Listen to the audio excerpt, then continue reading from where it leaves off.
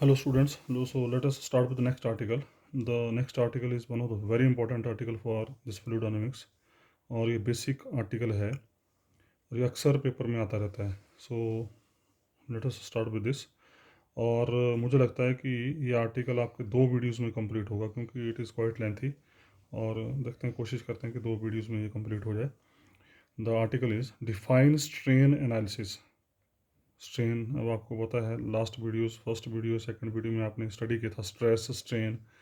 Define strain analysis and discuss it. एक तो ये तरीका इसका पूछने का. या show that the most general motion of a fluid element. कोई फ्लूइड एलिमेंट लिया हमने तो बड़ा उसका जो मोशन होगा, जनरल मोशन जो होगा, it is consist of three parts. One is translation. Translation is one of the very important part here. Second is rotation and then is deformation. मतलब कि जब आप हमारा फ्लूइड जो है वो मोशन में होता है तो अगर उसके एक एलिमेंट की, उस फ्लूइड के एक एलिमेंट की जब स्टडी की गई तो ये पाया गया, ये देखा गया कि उसके मोशन में ये 3 चीज़ें इन्वॉल्व हो रही थी. Number 1 translation, number 2 rotation, number 3 deformation.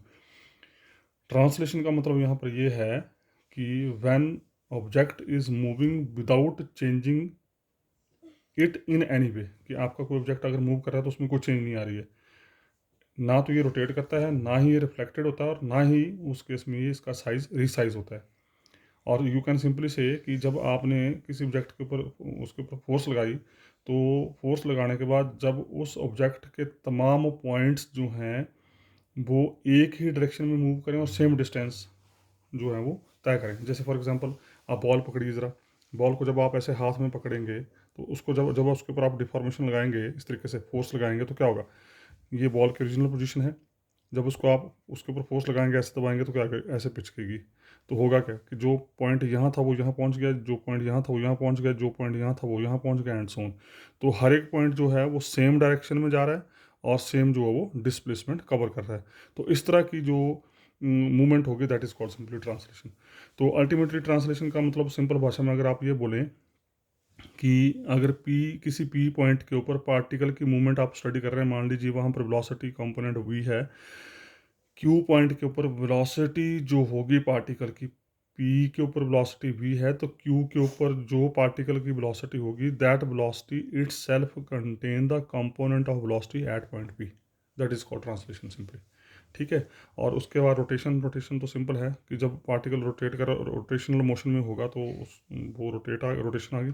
और डिफॉर्मेशन. डिफॉर्मेशन का मतलब ये है कि जब आप किसी बॉडी के ऊपर बाहर से कोई फोर्स अप्लाई करेंगे तो उसका जो बॉडी का, सॉरी, उस पार्टिकल का जो शेप होगा वो तो चेंज हो जाएगा, शेप में तो चेंज आ जाएगी, पर साइज़ में कोई फ़र्क नहीं पड़ेगा.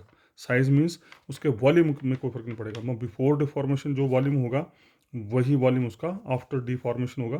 तो अल्टीमेटली साइज़ में कोई फ़र्क नहीं पड़ेगा, लेकिन शेप में उसके चेंज आएगी. तो शेप में कैसे चेंज आएगी वो हम इसमें स्टडी करेंगे. सो सबसे पहले तो स्ट्रेन एनालिसिस. अब strain you have already study. Strain means change in dimension या चेंज इन लेंथ पर यूनिट लेंथ. कि एक यूनिट लेंथ में जब आपने बॉडी के ऊपर फोर्स अप्लाई की तो उसकी एक यूनिट लेंथ में कितनी change I, that is called strain. A system is said to be strained or in the system of strained when its various elements undergo displacement under the action of deforming force. कि जब आपने किसी body के ऊपर, मतलब fluid particle के ऊपर आपने फोर्स अप्लाई की, डिफॉर्मिंग फोर्स अप्लाई की, तो फोर्स अप्लाई करने के बाद उस ऑब्जेक्ट के जो डिफरेंट पार्टिकल हैं, डिफरेंट पॉइंट्स हैं, उनमें कितनी डिस्प्लेसमेंट आई, that is called strain simply. तो देखते हैं. Let P and Q be two neighbouring points having position vectors r vector. 2 point लिया हमने नेबरिंग पॉइंट, मतलब एक पॉइंट यहाँ जैसे ले लिया, एक पॉइंट यहाँ जैसे ले लिया. तो पी पॉइंट की पोजीशन ले लिया हमने आर वेक्टर, और क्यू पॉइंट की पोजीशन ले लिया हमने r plus d are vector with respect to original, with respect to origin at time t. T time period में हमने मान लिया पी पॉइंट जो मूव कर रहा है जिसकी पोजीशन आर वेक्टर है टी टाइम पीरियड में, और क्यू पॉइंट जो मूव कर रहा है टी टाइम पीरियड में, उसकी पोजीशन है आर प्लस डी आर. और उसके बाद फिर ले लिया हमने पी पॉइंट की जो वेलोसिटी है, that is equal to capital V of r comma t. आपको पता होना चाहिए velocity is function of position and time, तो V is function of r and t. And Q point की जो मूवमेंट है, क्यू पॉइंट की जो मूवमेंट है जिसकी वेलोसिटी है, वो ले लिया हमने V of r plus d r, क्योंकि क्यू पॉइंट जो है उसकी पोजीशन ली आर प्लस डी आर, तो इसके अनुसार हमने ले लिया है V having position r plus d r comma t. Time period same है. Is the velocity of particle Q या velocity of point Q at time t. तो अब देखिए जरा, ध्यान से देखना ज़रा आपने, ये बेसिकली पोजीशन, ये ओ पॉइंट है एक्स एक्सिस में, ये एक्स डायरेक्शन, ये वाई डायरेक्शन, ये ओ पॉइंट है, सो कॉल्ड ओरिजिन। पोजीशन हम हमेशा विद रिस्पेक्ट टू ओरिजिन लेते हैं, ये बातें मैं कर चुका हूँ पहले सारी। तो ये पी पॉइंट हमने ले लिया, P point T time period के बाद पार्टिकल जो है पी पॉइंट के ऊपर है, या पी पॉइंट मूव कर रहा है, तो पी पॉइंट की वेलोसिटी है that is equal to v of r comma t. और उसके बाद क्यू पॉइंट की जो वेलोसिटी है that is v plus d we. तो मतलब आर प्लस डी आर, यहाँ पर पोजीशन है, इस पी पॉइंट की पोजीशन है आर, क्यू पॉइंट की पोजीशन है r plus d r. P point की वेलोसिटी ले ली हमने वी आर कॉमा टी, तो उसकी क्यू पॉइंट की वेलोसिटी आ गई v of r plus d r comma t. ठीक है, मतलब so called v plus d v. V plus d v कैसे आएगा देखेंगे अभी हम। तो बेसिकली क्यू पॉइंट के ऊपर जो वेलोसिटी है, this velocity is nothing but this is v plus d we. तो देखो ज़रा, ध्यान से देखना ज़रा, एक आप ग्रेजुएशन लेवल पर रिजल्ट पढ़ते थे, ये मैकलन लॉ, ये लग्रांजेस थ्योरम होती थी, एक रॉल्स थ्योरम होती थी, एक लग्रांजेस थ्योरम होती थी, एक टेलर थ्योरम होती थी। तो लग्रांजेस की मैकलरन फॉर्म होती थी f of a plus h, a plus h फिर h is small increment, a plus h equal to f of a plus h f dash a plus h, h मतलब small increment जो यहाँ आएगी, into first derivative of the function f dash a. तो इस result को हम use करेंगे यहाँ पर। देखिए ज़रा, ये जो रिजल्ट आपने स्टडी किया था this is for single tuple, यहाँ पर हम स्टडी कर रहे हैं फॉर टू टुपल्स। तो we are taking velocity at point Q, Q point के ऊपर वेलोसिटी क्या थी, v equal to r plus d r comma t. तो बेसिकली हम चेक करेंगे, अब देखेंगे कि इस वेलोसिटी का बेसिकली जो प्रारूप है वो कैसा है। तो we of r plus d r comma t जो कि क्यू पॉइंट की वेलोसिटी है लेके चले। अब ध्यान से देखें ज़रा, देखो ज़रा, F of a plus H, it is fixed. तो एफ ऑफ ए का काम कर रहा है आर, एच का काम कर रहा है डी आर। तो F of a plus H इसके बराबर है एफ ऑफ ए, मतलब एफ ऑफ ए, एफ का काम कर रहा है b, f of a t as it is plus h, h कितना है डी आर, तो d r dot h into f dash, f dash मतलब जो चेंज होती है उसके साथ डिफ्रेंशिएशन लेते हैं। ठीक है ना, तो चेंज किस में, आर में, तो ये वी की वेलोसिटी आगे differentiation, grade means derivative, F dash means derivative, तो यहाँ पर डेरिवेटिव का काम करेगा ग्रेड। ये बातें मैं कर चुका हूँ पहले लास्ट वीडियोज़ में। तो ये बन गया f of a plus h equal to f of a plus h f dash a, f dash में डेरिवेटिव। तो ये बेसिकली बन गया V of r comma t plus d r dot grad V, और d r dot grad V, d r dot grad V, तो ये बन गया। और इसको हम कैसे लिखते हैं, V of r plus d r comma t, left side as it is, ये बन गया V of r comma t, और d r dot grad V, ये आप बेसिक्स में स्टडी कर चुके हैं, d r dot grad V होता है d we, this is itself equal to d we. तो अल्टीमेटली इसका मतलब ये हुआ कि ये जो क्यू पॉइंट की वेलोसिटी थी we are plus d r comma t, it is nothing but it is v of r comma t plus d we, this is v plus d v. उसका मतलब ये हुआ कि पी पॉइंट का पर अगर वेलोसिटी बी है, P point की वेलोसिटी अगर वी है, तो टी टाइम पीरियड के बाद क्यू पॉइंट की वेलोसिटी जो होगी that is equal to V plus d we. तो we of r plus d r comma t is nothing but this is V of r comma t plus d we. तो ये है basically translation. Translation का मतलब यहाँ पर ये हुआ कि टी टाइम पीरियड में अगर पी पार्टिकल की velocity v r comma t है, तो ये same component as it is Q point की वेलोसिटी में भी इन्वॉल्व होगा। क्यू पॉइंट की जो वेलोसिटी है that is equal to v of r comma t plus d, जो सेम कंपोनेंट यहाँ था that same component is involved in Q also, मतलब वेलोसिटी ऑफ क्यू आल्सो। तो this is called translation. So it is clear from the above equation that in the velocity of the point Q there is the part, ये v of जिसकी बात cover कर रहा था, कि ये जो पार्ट है क्यू पॉइंट के ऊपर जो वेलोसिटी थी, क्यू पॉइंट के ऊपर ये वेलोसिटी थी, and this velocity itself contain the part which is at point P, which is same as that point of P. This part is same for all points। और ये जहाँ जो जैसे हमने P और Q लिया, इसी तरीके से आप और एक पॉइंट ले लेंगे R, तो उस R पॉइंट में भी ये कंपोनेंट इन्वॉल्व होगा ही होगा अगर ट्रांसलेशन होगी यहाँ पे। अगर कोई S पॉइंट लेंगे तो उस S पॉइंट की वेलोसिटी में भी ये कंपोनेंट पक्का इन्वॉल्व होगा। तो इस तरह की जो पोजीशन होती है that is called translation. This part is same for all points of the fluid element and is called velocity of translation of fluid element. ठीक है जी, तो ये बन गई वेलोसिटी, ये बन गई वेलोसिटी ऑफ ट्रांसलेशन। ठीक है, अब बचा आपके पास डी वी। अब हम इस डीबी को स्टडी करेंगे कि ये डीबी बेसिकली क्या चीज़ है, देखिए ज़रा। And another part dB is the relation velocity between the point P and Q. ये जो डीबी है ये वेलोसिटी के रिलेशन को रिप्रेजेंट कर रहा है, पी और क्यू के बीच की वेलोसिटी के रिलेशन को रिप्रेजेंट कर रहा है। तो d b is the relation between, sorry, relation velocity between the points P and Q. And it is composed of, ये हम देखेंगे अब आगे जाके कि ये जो डी बी पार्ट है, ये जो डी बी पार्ट है, it is further composed of deformation and rotation, proving as follows. अब हम प्रूव करेंगे कि ये डी बी पार्ट जो है this this it self involves deformation and rotation. तो अल्टीमेटली बोलने का मतलब ये हुआ, because of this velocity at point q we will get this same part as the part of p, as the जो p point के ऊपर velocity थी, तो this represent translation। अब हमारे पास दो चीज़ें रह गया। now we will check this db itself represents deformation as well as rotation। कैसे देखते हैं बारी बारी से।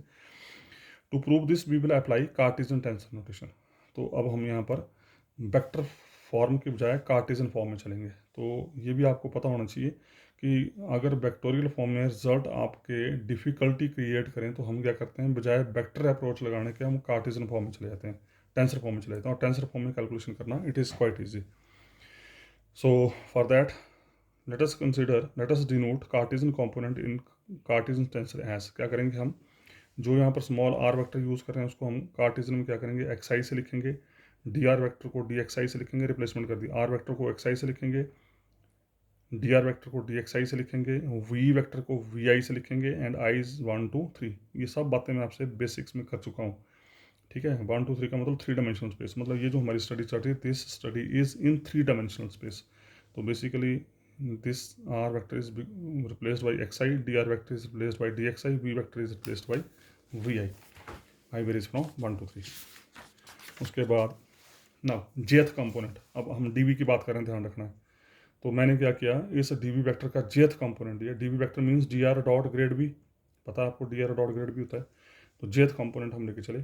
चलो D R vector means 3 dimensional है। आर वैक्टर होता है x I plus Y J plus Z के, पता है आपको। तो डी आर वैक्टर क्या बन जाएगा, D x one I plus D x two J plus D x three K. We are using tensor notation, minded. Otherwise यहाँ होना था D x I plus D Y J plus D Z K. तो x Y Z की बजाय मैं use कर रहा हूँ x one x two x three dot grad b. Grad आपको पता है, करली और करली एक्स वन आई, करली और करली एक्स टू जे, करली और करली एक्स थ्री के, साथ में बी है तो बी आ गया साथ में अंदर। No we are operating these 2 vector quantities dot product. और डॉट प्रोडक्ट में क्या करते हैं, आई का आई के साथ, जे का जे के साथ, के का के साथ। तो क्या बन जाएगा, curly B over curly X one D x one, curly B over curly X two D x two, curly B over curly x three D x three. और इसको हमने अब टेंसर फॉर्म में जेथ कंपोनेंट में कर लिया। करली और करली एक्स वन, करली और करली एक्स टू, करली और curly x three, and d x one D x two D x three, इनको लिख दिया हमने करली और curly x I d x i. और वी वेक्टर को रिप्लेस कर दिया हमने वी जे से, because we are taking jth component. So this becomes curly और curly x I V J D x I. तो इसका ये सम जो है basically this is represented by this term. और ये सारी की सारी चीज़ें मैं पहले आपको बता चुका हूँ कि टेंसर फॉर्म में बड़ी से बड़ी इक्वेशन जो है बिल्कुल सिंपलेस्ट वे में आ जाती है। उसके अगले स्टेप में क्या किया हमने, करली और करली एक्स आई वी जे, ये डी एक्स आई तो बाहर हो गया। करली वी जे और करली एक्स आई को मैंने ब्रेक कर दिया, हाफ करली वी जे और curly x I plus half curly V J और करली एक्स आई। और इसमें ऐड कर दिया हाफ करली वी आई और करली एक्स जे, और सब्ट्रैक्ट कर दिया हाफ करली वी आई और करली एक्स जे। तो अल्टीमेटली जब इसको सॉल्व करेंगे तो यही सेम चीज़ बनेगी। तो ultimately this d b is now this d b is this d b is basically sum of this 2 terms. और इसमें से इस टर्म को नाम दे दिया मैंने ई आई जे, और इस टर्म को नाम दे दिया मैंने omega I J D x i. Where e I J equal to half curly b और curly x plus curly b j और curly x i, and this is symmetric. मतलब आप आई और जे को इंटरचेंज करके देख लो, आई को जे से रिप्लेस करो, जे को आई से रिप्लेस करो, तो इसको कोई फर्क नहीं पड़ेगा। आई को जे से रिप्लेस करो, जे को आई से रिप्लेस करो, इसको कोई फर्क नहीं पड़ेगा। This term is as it is, आप चेक करके देख सकते हैं इसको। तो this is equal to A J i also. तो उसका मतलब ई आई जे लिखो या ई जे आई लिखो, ये एक ही बात है। तो if E I J equal to E J I, छोटी क्लासेस की बातें हैं, this is called symmetry. If E I J equal to E J I, मतलब A I J equal to A J I, then this is symmetry. और second part जो है इसको नाम दे दिया हमने कैपिटल ओमेगा आई जे, नामकरण कर दिया और कुछ नहीं किया। कैपिटल ओमेगा आई जे, कैपिटल ओमेगा आई जे हाफ कर ली बी जे और कर ली एक्स आई माइनस कर ली बी आई और कर ली एक्स जे। हाँ, यहाँ पे अगर आप जे और आई को इंटरचेंज करेंगे, जे को आई से रिप्लेस कर दो, आई को जे से रिप्लेस कर दो, ये चीज़ तो सेम आ जाएगी। पर माइनस साइन आपका बाहर आ जाएगा, ठीक है, माइनस साइन आपका बाहर आ जाएगा। तो करली बी आई और करली एक्स है माइनस करली बी जे और करली एक्स है, तो ये बन गया आपका माइनस ओमेगा जे आई। तो इसका मतलब E I J equal to E J I, but omega I J equal to minus time omega J I. This is called your, this is your skew symmetric, this is skew symmetric where eij is symmetric and omega ij is anti-symmetric बोल लो या skew symmetric बोल लो, ठीक है। ये दोनों की properties आ गई। उसके बाद अब हम बारी बारी से ये स्टडी करेंगे। ये जो डी वी था it is converted into E I J and omega I J D x I. तो अब हम देखेंगे कि इसमें से एक पार्ट जो है दैट रिप्रेजेंट डिफॉर्मेशन, और ये दूसरा पार्ट जो है दिस रिप्रेजेंट रोटेशन। तो D V is further converted into two parts. अब ये दो पार्ट हम बारी बारी डिस्कस करेंगे। Now consider the anti symmetric. पहले ओमेगा आई जे लेके चले, ओमेगा आई जे लेके चले। Is matrix form, in matrix form it is represented omega I J, I की वैल्यू 1 2, आई की वैल्यू 1, जे की वैल्यू 1 2 3 2 पहली रो, आई की वैल्यू 2, जे की वैल्यू 1 2 3 2 दूसरी रो, आई की वैल्यू 3, जे की वैल्यू 1 2 3 2 तीसरी रो। तो ये 9 एलिमेंट आए इस मैट्रिक्स में। तो इन 9 में से क्या होगा, ये diagonal entries they are zero. Why they are zero, क्यों, देखो जरा, क्योंकि ओमेगा आई जे किसके बराबर था, माइनस ओमेगा जे आई के बराबर। तो आई और जे की वैल्यू 1 1 लो जरा, तो क्या बन जाएगा, omega 1 1 equal to minus omega 1 1, इसको उठा के साइड लेके तो 2 ओमेगा 1 1 इक्वल टू जीरो, तो omega 1 1 equal to zero. Similarly omega 2 2 equal zero, omega 3 3 equal zero. तो इसका डायगोनल एंट्रीज इसकी हमेशा जीरो होंगे। और वैसे भी आपको पता होना चाहिए, छोटी क्लासेज आपने देखा होगा, स्क्यू सिमेट्रिक मैट्रिक्स की डायगोनल एंट्री हमेशा जीरो होती है। उसका omega 1 2 is equal to minus sign omega 2 1, omega 1 2, omega 1 3। तो ये जो ओमेगा 2 1 एंट्री है this is equal to minus time omega 1 2, तो ओमेगा 2 1 की जगह आ गया माइनस ओमेगा 1 2, ये जीरो आ गया, ओमेगा 2 3 एज इट इज। उसी तरीके से omega 3 1, omega 3 1 equal to minus time omega 1 3, तो ये आ गया माइनस टाइम ओमेगा 1 3।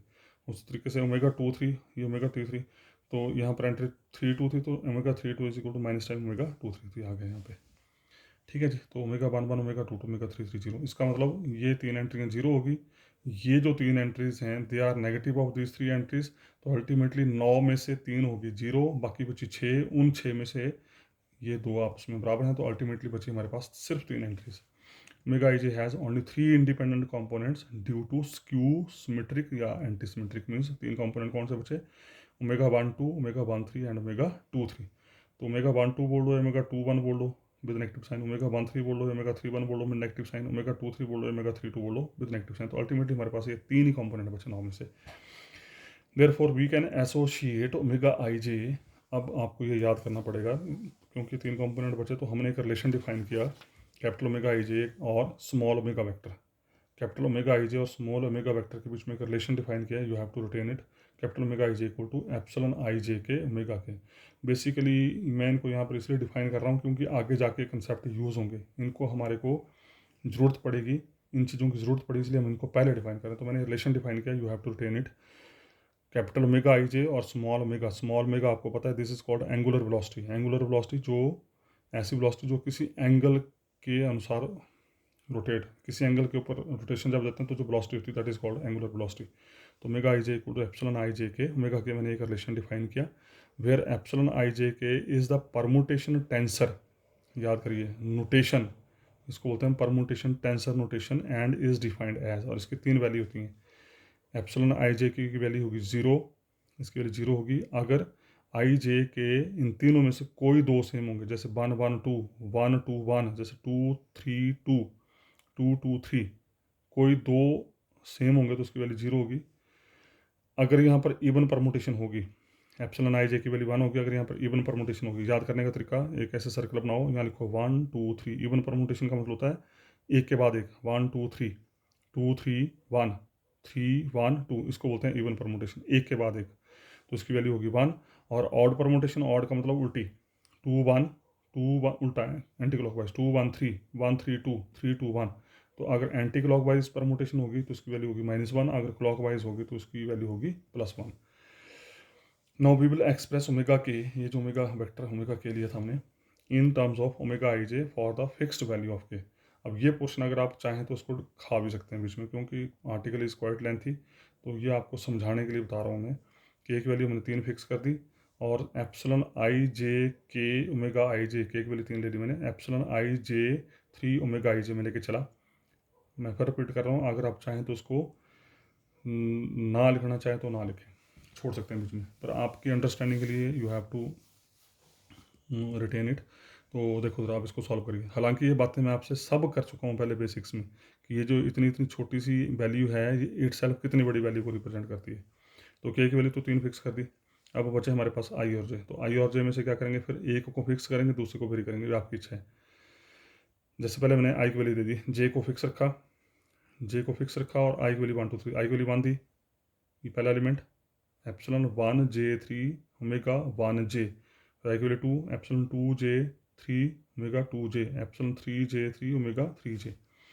अब आप अगर चाहें तो यही कैलकुलेशन शॉर्ट कर सकते हैं, अगर आपको समझ आ गई होगी ये डेफिनेशन। इस डेफिनेशन में मैंने बोला था कि अगर कोई दो सेम होंगे तो रिजल्ट इज सीधा 0, इवन परमुटेशन होगी तो 1, ऑड परमुटेशन होगी तो -1। और अगर आपको लगता है कि नहीं आगे बढ़ना है तो आप आगे चल सकते हैं। हालांकि आप यहाँ पर कैलकुलेशन ख़त्म कर सकते हैं। कैसे, देखो ज़रा, यहाँ तो दोनों डिफरेंट है, यहाँ दोनों डिफरेंट है, ये दोनों सेम है, ये देखो दो सेम है ना, तो इसका इसकी वैल्यू 0 हो जाएगी। अगर आप चाहें तो यही इसको 0 कर सकते हैं, नहीं करना आगे कंटिन्यू करना तो यू कैन। अब सब कुछ हो गया, अब जे की वैल्यू बांध दो, जे की वैल्यू 1, फिर जे की वैल्यू 2, जे की वैल्यू 3, जे की वैल्यू बांध देंगे, तो जे की वैल्यू बांधेंगे, 3 एलिमेंट आएंगे, epsilon 1 1 3 omega 1 1, epsilon 2 1 3 omega 2 1, epsilon 3 1 3 omega 3 1। ये देखो 1 2 3, जे की वैल्यू 2 देंगे तो अगले 3 एलिमेंट आ जाएंगे, जे की वैल्यू 3 देंगे तो अगले 3 एलिमेंट आ जाएंगे। और अब देखो जरा इसमें 1 1 3 ये 0 हो गया क्योंकि आई और जे सेम।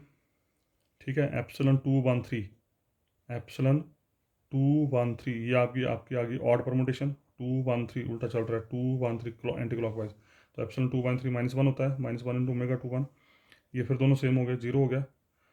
एप्सिलॉन 1 2 3 इवन परमुटेशन होगी, 1 2 3 क्लॉकवाइज आ रहा है, तो एप्सिलॉन 1 2 3 1 होता है, तो 1 2 आ गया, 2 2 0 हो गया, दो सेम, 3 3 दोनों सेम 0, 3 3 फिर सेम 0, ये सेम आपके डिफरेंट पोजीशन में भी हो सकते हैं, सेम पोजीशन में भी हो सकते हैं। 3 3 ये फिर सेम हो गया, 3 3 फिर सेम हो गया, तो बाकी सारी टर्म है 0। तो हमारे पास बचा सिर्फ ये दो टर्म है, माइनस ओमेगा 2 1 प्लस ओमेगा 1 2, और माइनस ओमेगा 2 1 आपका ओमेगा 1 2 होता है, देख चुके हैं आप पीछे, तो omega 1 2 plus omega 1 2 is 2 time omega 1 2। तो इसका मतलब ये हुआ कि एप्सिलॉन आई जे 3 ओमेगा आई जे हमने प्रूव कर दिया 2 ओमेगा 1 2, मतलब 1 का मतलब आई, जे का मतलब 2, क्योंकि केक वैल्यू आपने फिक्स कर दी है, सॉरी। तो ये बन गया आपका, ये ओमेगा 1 2 की वैल्यू यहाँ से ये जो रिलेशन लिखा था, ओमेगा 1 2 आई की वैल्यू 1, जे की वैल्यू 2, तो क्या बन जाएगा एप्सिलॉन 1 2 के ओमेगा के, और के की वैल्यू आपने 3 फिक्स किया, तो ये बन जाएगा एप्सिलॉन 1 2 3 ओमेगा 3, के की वैल्यू 3 फिक्स किया हमने, तो ये बन गया 2 एप्सिलॉन 1 2 3 ओमेगा 3, और एप्सिलॉन 1 2 3 फिर 1 हो गया, तो ये बन गया ओमेगा 3। तो और 3 क्या है के, तो 3 को के से रिप्लेस कर दिया आपने, 3 को के से रिप्लेस कर दिया, तो ये बन गया रिलेशन। ये रिलेशन बना, इस रिलेशन को अब हम आगे यूज़ करेंगे, इसलिए मुझे ये करना पड़ा कुछ। तो आप चाहें तो डायरेक्ट ये रिलेशन लिख सकते हैं, इसमें कोई दिक्कत नहीं। उसी तरीके से on the same lines omega I J D x I solve किया, क्योंकि भी आगे यूज़ करेंगे हम, तो omega I J D x I हम लेके चले, मैंने ओमेगा आई जे की वैल्यू पुट कर दी, epsilon I J K omega के डी एक्स आई। फिर वही सेम चीज़, यहाँ पहले आप क्या करेंगे, आई की वैल्यू बांध दी, आई की वैल्यू बांध दी, तो एप्सिलॉन 1 जे के ओमेगा के डी एक्स 1, आई की वैल्यू 2 दी, ओमेगा एप्सिलॉन 2 जे के ओमेगा के डी एक्स 2, आई की वैल्यू 3 दी, एप्सिलॉन 3 जे के ओमेगा के डी एक्स 3। ठीक है जी। तो फिर उसके बाद आई का काम खत्म हो गया, फिर जे की वैल्यू 1 2 3 दो, जे की वैल्यू 1 दी, ये आ गया।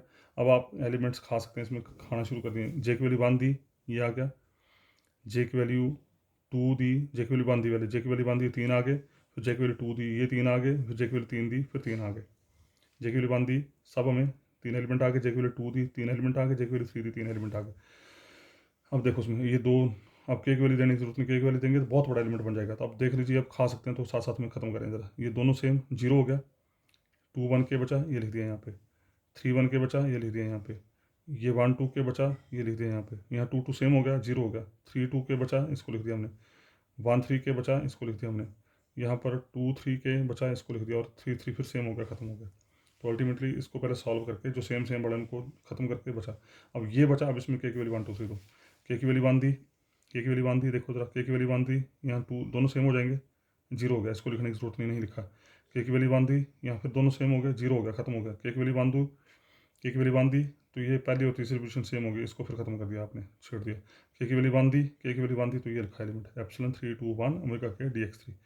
के की वैल्यू फिर के की वैल्यू 1 दी, के की वैल्यू 1 दी, दोनों फिर सेम हो गए 0। के की वैल्यू 1 दी 2 3 1 ये लिख दिया यहाँ पे। ठीक है जी। उसके बाद अब के की वैल्यू 2 देंगे, जब के की वैल्यू 2 देंगे, सब में के की वैल्यू 2 देंगे, फिर दो एलिमेंट बचेंगे ये और ये, बाकी सब 0। 2 देंगे तो ये देखो पहली और तीसरी पोजीशन सेम 0। के की वैल्यू 2 दी 3 1 2 ये लिख दिया यहाँ पे। 2 दी, ये 2 2 0 हो गया, सेम पोजीशन आ गई। 2 दी, ये पोजीशन सेम होगी, यहाँ 2 दी तो एप्सिलॉन 1 3 2 ये आ गया यहाँ पे। ठीक है।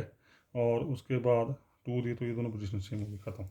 और उसका के वैल्यू 3 दे के फिर आखिरी दो वैल्यूज मिल जाएंगी आपको। तो एप्सिलॉन 3 to 1 ये बन गया आपका ऑड परमुटेशन, माइनस आ गया। ये 2 3 1 इवन परमुटेशन 1 हो गया, ये ऑड परमुटेशन -1 हो गया, ये इवन परमुटेशन प्लस हो गया, ऑड परमुटेशन इवन परमुटेशन ये आ गया। उसके आगे 1 2 3 4 5 6, अब इन 6 एलिमेंट को अरेंज करके लिख दिया हमने। जैसे ओमेगा 1 1 3, यहाँ पर ओमेगा 1 dx3 है, तो यहाँ पर ओमेगा 3 dx1 है। पहला और लास्ट ये इकट्ठे कर दिए, 1 2 ये और ये इकट्ठा कर दिए, 2 3 और 3 2 ये इकट्ठा कर दिए पेयर वाइज, तो ये लिख दिया करें ये। And this is nothing but this is the value of this determinant you can solve. I J K omega 1 omega 2 omega 3 dx1 dx2 dx3। आप इस डिटर्मिनेंट को सॉल्व करें, इमीडिएट आपको ये 3 कंपोनेंट मिल जाएंगे। यहाँ पे आई कंपोनेंट चेक कर सकते हैं आप, I component omega 2 dx3 minus omega 3 dx2, ये लास्ट वाला। J component omega 3 dx1 minus omega 1 dx3 ये आ गया। और के component omega 1 dx2 omega 2 dx2 omega 2 dx1 ये आ गया।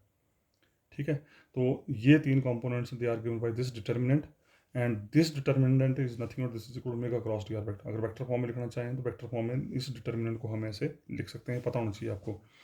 मतलब ये दो वेक्टर का क्रॉस प्रोडक्ट, और दो वेक्टर का क्रॉस प्रोडक्ट बेसिक्स में बता चुका हूँ आपको। वेक्टर का क्रॉस प्रोडक्ट कैसे निकालते हैं, पहली रो में आई जे के, दूसरी रो में पहले वेक्टर के कंपोनेंट, तीसरी रो में दूसरे वेक्टर के कंपोनेंट। इसका मतलब omega vector is nothing but this is omega 1 I omega 2 J omega 3 के, D R vector is nothing but this is dx1 I dx2 J dx3 के, ये लिखा नीचे। तो अल्टीमेटली ये हुआ, मतलब इसका ये हुआ कि जो आप ये omega I J D x I लेके चले थे, this is nothing but this is equal to jth component of omega cross D R vector. तो इसका मतलब omega vector cross D R vector J का मतलब क्या है, is the velocity at point Q. Basically आप क्यू पॉइंट की velocity discuss कर रहे हैं। ठीक है। Velocity at point Q due to rigid body rotation. अभी क्रॉस प्रोडक्ट आ गया ना, तो क्रॉस प्रोडक्ट आपको पता है, क्रॉस प्रोडक्ट की जब भी बात होती है तो इसका मतलब मोशन आपका हमेशा रोटेशनल मोशन होगा of fluid element about an axis through point P with angular velocity omega. अभी तो सिर्फ आप एंगुलर वेलोसिटी ओमेगा की टर्म में बात कर रहे हैं, लेकिन हमें जाना है वेलोसिटी वी की टर्म में। फिर दोबारा से नंबर 4 से ओमेगा के आप प्रूव कर चुके हैं, half epsilon I J K omega I J half. यहाँ फिर दोबारा फिर वही सेम सिचुएशन, आई की वैल्यू 1 पहला कंपोनेंट, आई की वैल्यू 2 दूसरा कंपोनेंट, आई की वैल्यू 3 तीसरा कंपोनेंट, फिर जे की वैल्यू 1 2 3 दी, फिर के की वैल्यू 1 2 3 दी। अब ये आप अच्छे से अंडरस्टैंड कर गए तो आप आराम से खोल सकते हैं। पहले आई की वैल्यू 1 दी, आई की वैल्यू 2 आई की वैल्यू 3, पहले आई के लिए खोल दिया, फिर जे की वैल्यू 1 2 3, फिर के की वैल्यू 1 2 3। और जो परमुटेशन इसकी डेफिनेशन है कि अगर आई और इन आई जे के में दो कोई सेम होंगे तो उसको आप जीरो करते जाएंगे, और बाकी इवन परमुटेशन होगी तो 1 होता जाएगा, ऑड परमुटेशन होगी तो प्लस होता जाएगा। अब ये मैं टास्क आपके लिए छोड़ रहा हूँ यहाँ पे। ठीक है। तो ये हाफ, ये अब यहाँ से खाली एंट्रीज ध्यान रखना है। यहाँ पर जो परमुटेशन की डेफिनेशन उसको यूज़ करते हो, जो सेम एंट्रीज आ रही थी वो टर्म नहीं लिखी गई यहाँ पर, और उसका इवन ऑड परमुटेशन को यूज़ करते हुए ये हमारे पास 6 कंपोनेंट्स आ गए। और इन 6 कंपोनेंट्स में फिर स्क्यू सिमेट्री की डेफिनेशन को यूज़ करते हुए minus omega 3 2 is nothing but this is omega 2 3, तो ये बन गया omega 2 3 plus omega 2 3, 2 time omega 2 3, ये बन जाएगा 2 टाइम ओमेगा 1 3 1 या 1 3, ये बन जाएगा 2 टाइम 1 2 या 2 1, तो 2 टाइम आ गया, 2 2 कैंसिल, तो ये बच गया हमारे पास omega 1 2 plus omega 2 3 plus omega 3 1। और omega 1 2 omega I J we have defined, omega I J क्या होता था, हाफ करली वी आई और curly X J minus curly V J और करली एक्स आई। तो वहाँ से ओमेगा 1 2 ये आ गया, ओमेगा 2 3 ये आ गया, ओमेगा 3 1 ये आ गया। ठीक है जी। ये लिखा नीचे ओमेगा आई जे होता है हाफ करली वी जे और curly x I minus curly V I और करली एक्स जे। तो आई और जे की वैल्यू के अनुसार ये हमारे पास ओमेगा 1 2 ओमेगा 2 3 ओमेगा 3 बना गए। उसके बाद इस 2 को उधर लेके आ गए, इस 2 को उधर ले आए, तो ये आ गया आपके पास। ठीक है जी। और 2 ओमेगा के बोल लो या 2 ओमेगा वेक्टर बोल लो, क्योंकि ओमेगा वेक्टर को आपने केथ कंपोनेंट लिया था। जब टेंसर फॉर्म है तो बीच में प्लस आता है, जो वेक्टर फॉर्म है तो ये आई आ जाता है, ध्यान रखना है। वेक्टर फॉर्म आ गई तो ये ith component, jth component, kth component, तो 2 omega vector is equal to this. अब इसको ध्यान से रखना, ये चीज़ अब बेसिकली बनती है। तो इसके अनुसार, इस कैलकुलेशन के अनुसार 2 ओमेगा वेक्टर आया ये, लेकिन अदरवाइज ये चीज़ होती क्या, देखो ज़रा। अदरवाइज नाउ कर्ल भी, उसको हमने वहीं स्टॉप कर दिया। कर्ल भी होता है, कर्ल भी, कर्ल का मतलब मैंने बताया आपको पहले भी, कर्ल मीन्स पहली रो में आई जे के, दूसरी रो में कर्ल के कंपोनेंट कर लिए और कर लिए x1 कर लिए और कर लिए x2 कर लिए और कर लिए x3, तीसरी रो में v के component v1 v2 v3। v vector क्या था, velocity of the particle at point p as well at point q। तो क्योंकि मोशन इज 3 डायमेंशनल, तो 3 डायमेंशनल्स में components are v1 v2 v3। x component v1 हो गया, y कंपोनेंट v2 हो गया, z कंपोनेंट v3 हो गया। और जब आप इस डिटर्मिनेंट को सॉल्व करेंगे तो we will get this, and this is nothing but, ये अभी आपने फाइंड आउट किया है यहाँ पे, ये देखिए। तो उसका मतलब दिस इज 2 ओमेगा वेक्टर, इसका मतलब curl v equal 2 omega vector, इसका मतलब omega vector equal to half curl v। इसका मतलब ये हुआ कि जिस ओमेगा वेक्टर की आप बात कर रहे थे एंगुलर वेलोसिटी की, that angular velocity is in terms of velocity of the point p as well point q। तो इसका मतलब omega vector is in terms of curl v, और जहाँ कर्ल इन्वॉल्व हो गया वहाँ पर आपके पास हमेशा रोटेशनल मोशन होगा। तो इसका मतलब ये हुआ कि जो आप सेकंड कंपोनेंट लेके चले थे capital omega I J, that capital omega I J it self gives this value, hence express angular velocity in terms of velocity v, and this angular velocity is in terms of v, which shows the rotation of the fluid element। तो आपने दो चीज़ें discuss कर ली, translation आ गई शुरू में, rotation आ गई ये। अब बची हमारे पास तीसरी डिफॉर्मेशन। तो डिफॉर्मेशन के लिए हम किसको चेक करेंगे, जो ई आई जे लिखा था आपने, ये जो यहाँ पे ये जो हमने ई आई जे की बात की थी, आपको याद होना चाहिए।